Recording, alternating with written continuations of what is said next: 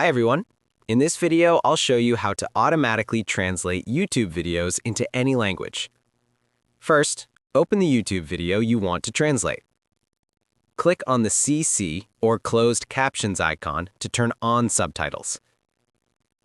If the subtitles appear in another language, click on the settings or gear icon at the bottom of the video.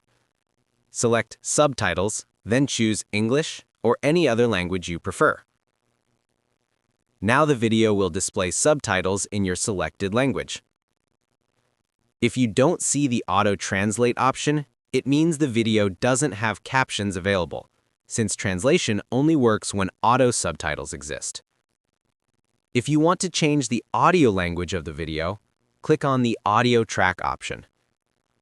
Choose English or any other language you prefer. Now the video's audio will play in your selected language. Hola, mi en 10 años. Voy a programar la publicación de este video 10 años en el futuro, así que... If you don't see the audio translation option, it means the video doesn't support automatic dubbing or captions.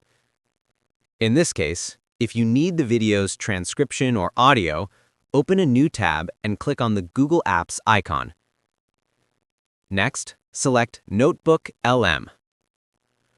Click New Notebook, then select YouTube.